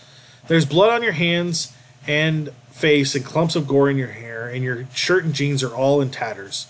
You try the sink in the bathroom, but the water has been shut off for years.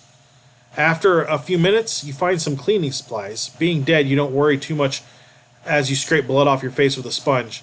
After a few minutes, you look like an escaped mental patient, but not like a Romero zombie. No one in their right mind would pick you up as a hitchhiker, but you may be able to reach town. You head back to where you left your car, but it's gone. Instinctively, you check the satchel one more time, but everything is there. Everything that just happened was a distraction, someone else's problem. You can reach the outskirts of Tucson before dawn, and from there you can make your way to the New Princess Court. Just deliver these USBs, and you'll make enough money for a new car. You'll be able to keep doing this. Night after night, you start walking. Alright, next chapter. Chapter 3. Oh, the Eagle Prince. That bodes poorly for us since we threatened that eagle. That's super bad.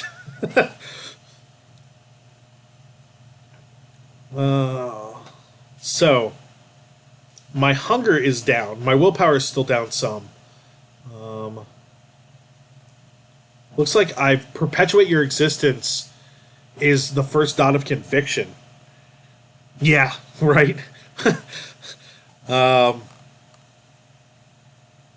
Looks like none of my other my other stats have changed much.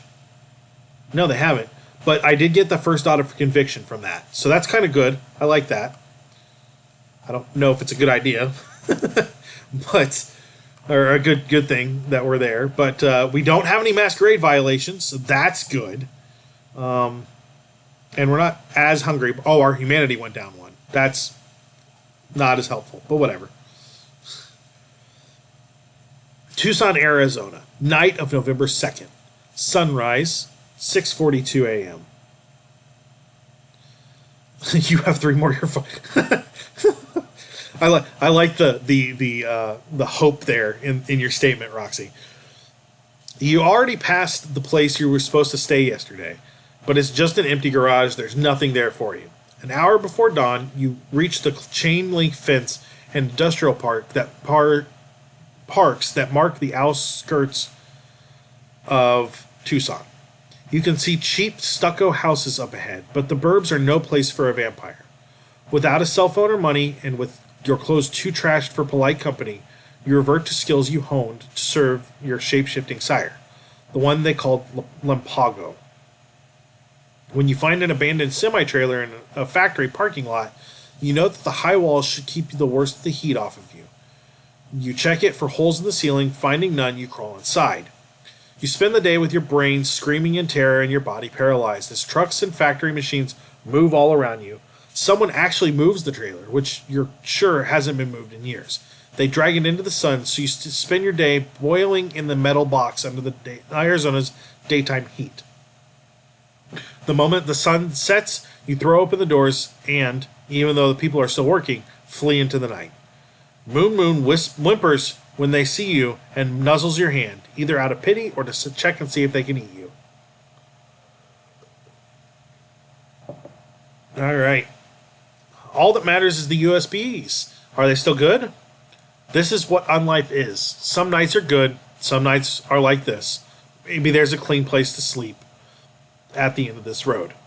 By Cain, I'm not going to continue to exist like this. I don't care what things I have to do to clean up, to get a clean apartment and a nice car, but I will do them. What do you guys think? You like number 3? I'm going to give the Fort Wayne household, or not Fort Wayne, the Muncie household a chance to weigh in a little bit, since I'm going pretty fast.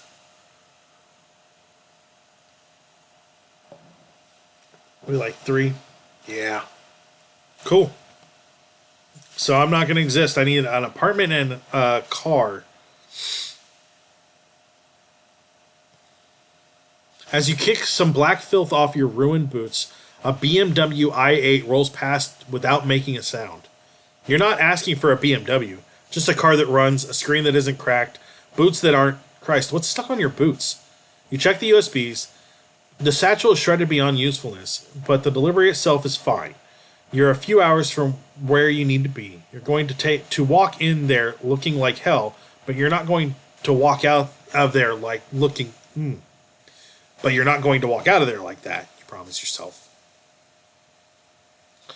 Tucson, Arizona, night of November 3rd, sunrise, 6:29 a.m.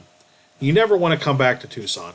It's been a black spot on your personal map for years, but here you are. You have to avoid good neighborhoods, the big stucco houses on their little plots of land, with their raked out front yards and their blue recycling bins. For a few moments, a black and white Mustang with a thin blue line Punisher decal on the hood creeps behind you in first gear. You can't tell if it's an actual police car or some sort of patriot group, but you cut through a park where they can't follow. There's a public bathroom there where you might be able to clean up a little bit. The mirror is cracked and someone shit in the urinal. That sounds about right. But the water still works. You spend a few minutes scraping trash off, then...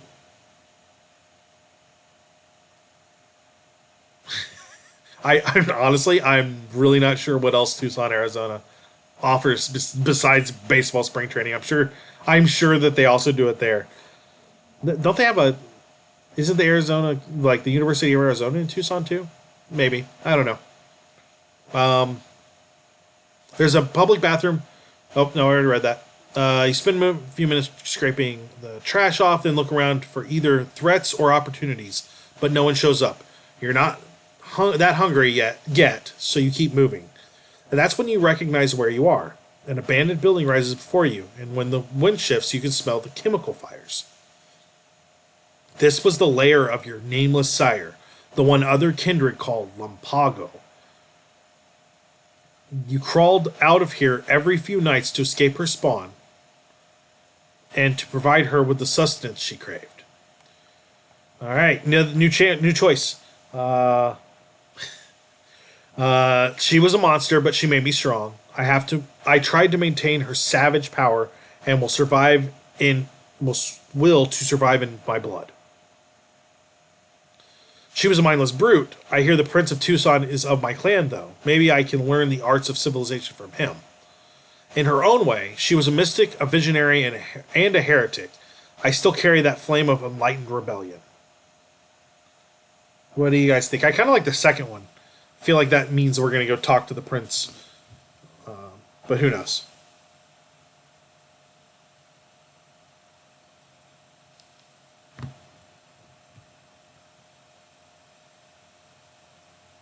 Cool. 2 it is.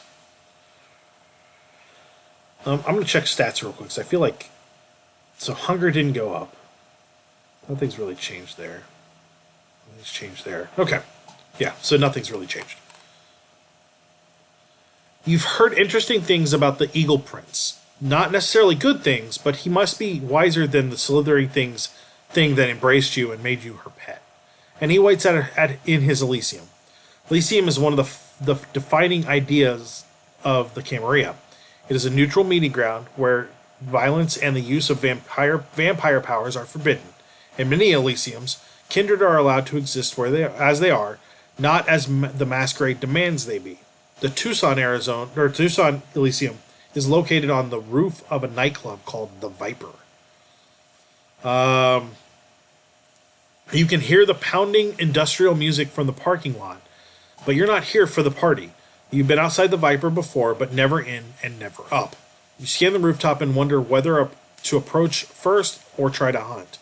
It's bad form to arrive in an Elysium hungry, but hunting nearby is often forbidden, since it attracts notice.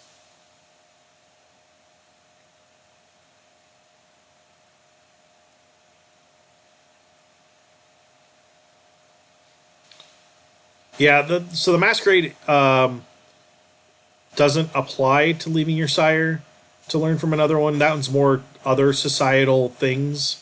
But David's right. Like Gangrel often get abandoned by their sires anyway. It's like it's very cliche storytelling method for them.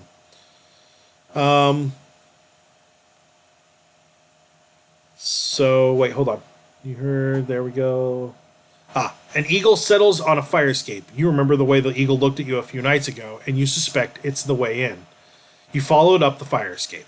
You don't know what shadow art this place employs, but you reach the top step, and the empty-looking roof of the Viper disappears, replaced by a sprawling patio covered in cacti and desert shrubs. Footpaths lead through the secret garden, and the small stone bridges cross narrow rivulets of cold flowing water. From here, the lights of Tucson are invisible, and the night sky is the way it is deep in the desert, shades of purple and blue and black, with the Milky Way brighter than you've ever seen it. You're right, at least I didn't kill the eagle. That would be real bad. It's quiet up here, but the music from the nightclub below vibrates through the trashed soles of your boots as you cross the flagstones. Your fellow kindred watch you with disgust as your boots leave a crumbling trail of black dirt. But you size them up quickly and dismiss them just as quickly. They're weak Camarilla fledglings and neonates, ghouls and dead-eyed mortal servitors and blood dolls. You look around for something important. The eagle flies past you and lands beside a young-looking man in a linen suit with turquoise jewelry. He's conversing in worried tones with a Nosferatu, a particularly hideous example of the clan, whose face is a death's head of gray-black muscle, as if her skin has been peeled away. Her monstrous face contrasts with her striking and powerful physique. All right, new choice. The man with the jewelry is either Prince or one of his agents. I deliver the USBs and get my damn money. I still have my dignity. I'm not going to cross the Elysium until I found a way to clean myself up. I examine my fellow kindred. I've never been to the Tucson Elysium, and I want to know what sort of monsters, liars, and sons of bitches I'm up against. Blood. I need blood. I like 1 or 3. What do you guys think?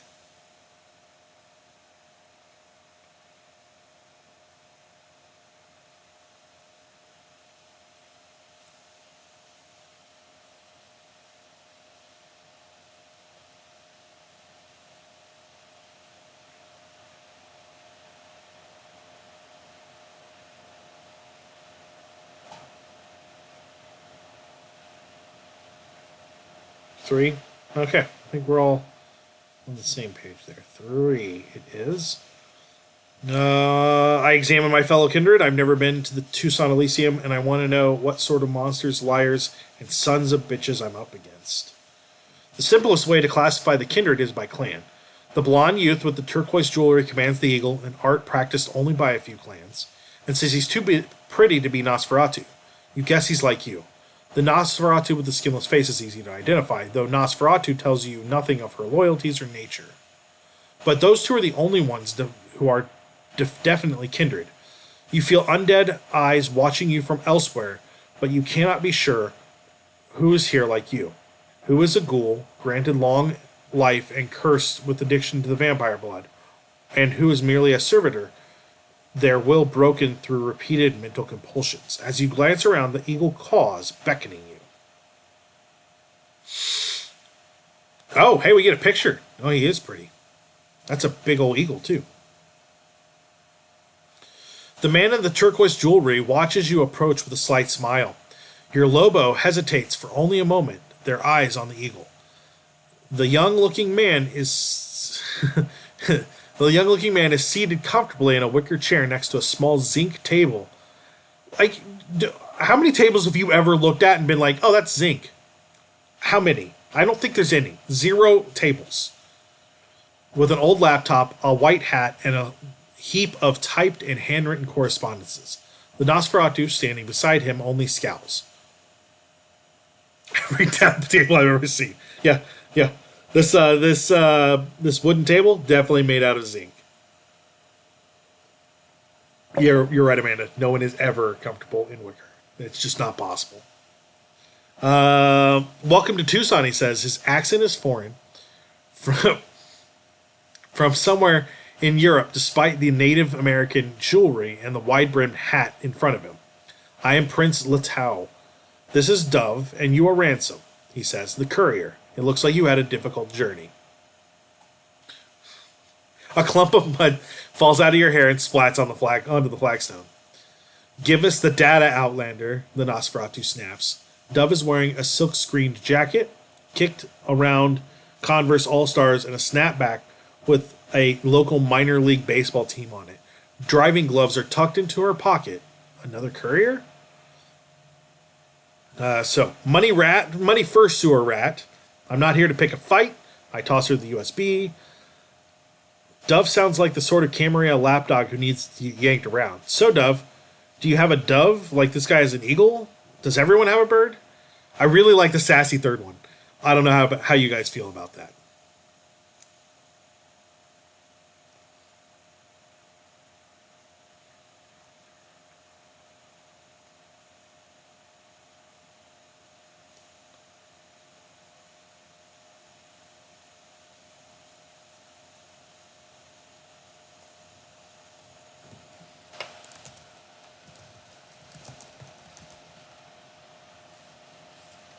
I like David with his diplomacy.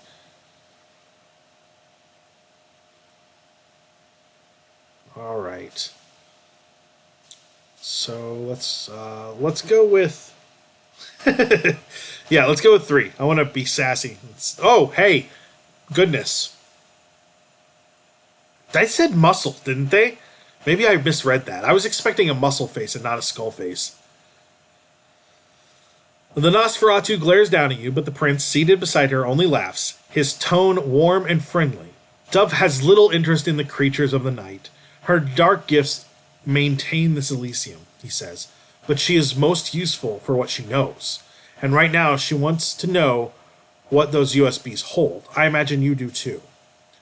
You've yanked her around enough, so you set the USBs down on Prince Letau's table. Thank you, Ransom, he says. Letau's laptop is an old Asus, probably intended to read information once before it was destroyed. When the USB inserts when the prince inserts the USB, a folder appears with a video and a few text files. Feel free to watch, Ransom, Prince Letau says. He checks his Latron Constantine. Oh, that's a watch. I am not a watch guy, if you're not sure.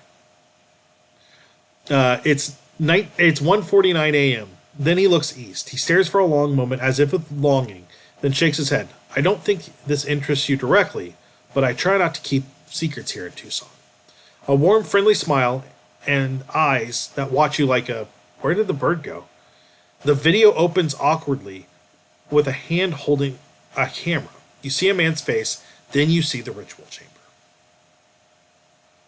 Tremere, the warlocks, the usurpers, Once the clan of sorcerers and blood magicians, their discipline and inter-clan loyalty admired even by their enemies. The Tremere are now scattered and leaderless after the destruction of their greatest chantry in Vienna. You might have fallen low over the past few years, but not so low as the Warlocks. You don't recognize this Tremere. He's white and apple-cheeked with a short gray beard, portly in a way vampires rarely are, like an avuncular college professor. He's wearing a Fair Isle sweater vest and pressed slacks, holding a silver knife with one hand as he tries to adjust the webcam with the other. That's Jasper Knowles, Tremere Magus, Latau says conversationally. Do you know him? I've got some.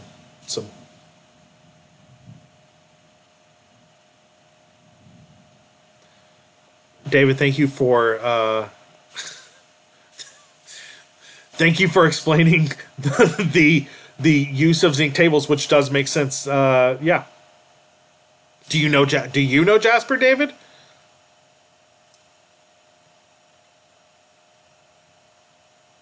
Hey, I'm all for science in the chat. I'm all for science in a lot of places in our current society that they are not. So science it up all you want, David.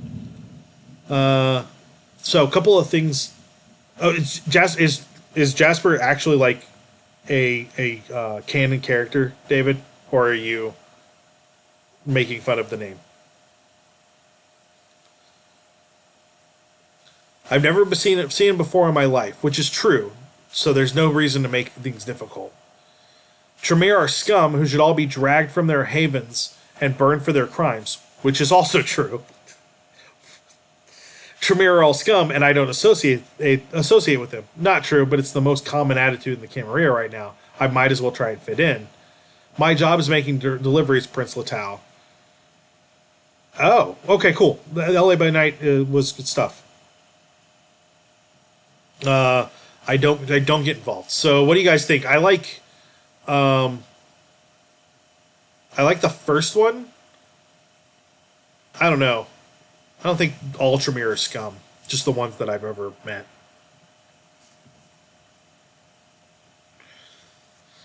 What do you guys think?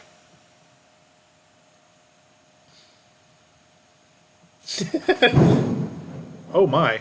That was It is raining here, and that was a heck of a thunder. I don't know if you guys heard that.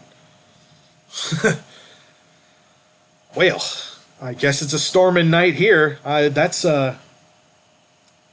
not creepy at all.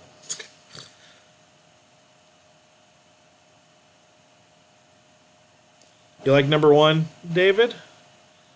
All right, David scienced it up, so I'm gonna go with David because he's making the chat smarter. Yeah. I'm actually gonna. Well, we're actually gonna stop right here. I think this is a good place. We'll wait and we'll come back to this and touch on it later. I fixed something. I think we're gonna see. Roxy, let me know if you can hear me. So on Saturday and a week from Saturday, we're doing our Halloween game. Can you hear me, Roxy?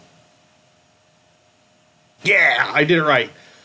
So we're doing the Halloween game, Masks of Halloween, set in 1926. It will, of course, contain corn maze of some sort.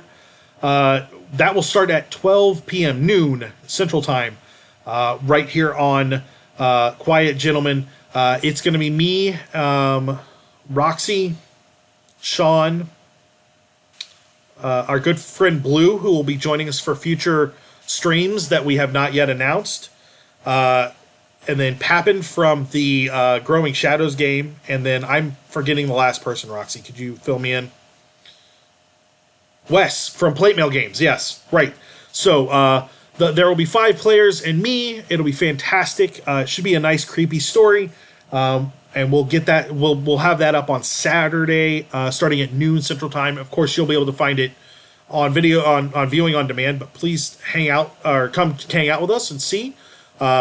If you have channel points and you want to spend them to get us closer to that 50,000 goal, we were at 43% earlier. If you want to touch on that a little bit more, that'd be great. On Thursday, we've got Illuminated Page coming back with some Call of Cthulhu Tales. A week from Thursday is our Growing Shadows game that is getting some grand storytelling done in. We've got some Twitter. People are all on Twitter about it. So those are coming up, and then of course we'll be back next week with this show for the next step of this. Sorry.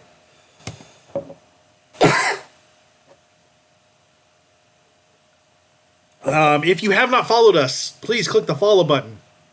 If you have not subscribed, please click subscribe. We always like your subscriptions.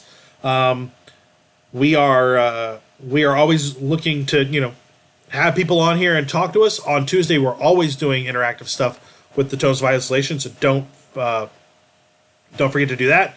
Definitely going to get some hot drinks for next week. I'm going to make some notes, and I'll probably mull some wine because mulled wine is delicious. But yeah, definitely come and join us Thursday, Saturday, and next Tuesday for some great gaming. And get giggly. I'm already a little giggly. And I think that's. Did I miss anything, Roxy? Should I promote anything? We've got Facebook and Twitter that Roxy's about to throw up all of our links, and YouTube. And come over to our Discord. We talk about stuff, and we've got a good group of people over there. It's super fun. It's relaxed. You just want to go to twitter.com/Quiett Gentleman Entertainment, and it's right there. But don't forget, this was Night Road, a Vampire the Masquerade game, written by Kyle Marquis, I don't know. He's over on Twitter, and then Choice of Games is the one that put it out. You can find them on Twitter as well. They've got Choice of Games has a bunch of options like this. So if you liked kind of how this one was set up, Marquis is probably closer to the name. I would go over and check out what they've got and then see where you can buy. You can buy it on Steam or whatever. Mine just launched as its own independent browser or own independent window, and did pretty good. So I had a lot of fun with the game tonight. Thank you guys for coming out and chatting with us and giving us science knowledge about zinc tabletops, David. We really appreciate that. And Amanda, don't hate me for forgetting your name and calling you Amber. There are so many names. It's really difficult, people. But we will be back on Thursday at 7 p.m. No, that's not right. Yeah, 7 p.m. Central Time. No, 6 p.m. Central Time. Right? I don't know what time it is. 7 p.m. Eastern Time, so it's got to be 6 p.m. Central Time. Here on Quiett Gentleman. Thank you. Thank you, Roxy. And we'll see if I get to make anybody insane or murder them. Somebody got murdered last game, an NPC, but still, it was real bad. So, thanks, guys. Have a good night, and we will talk to you guys soon.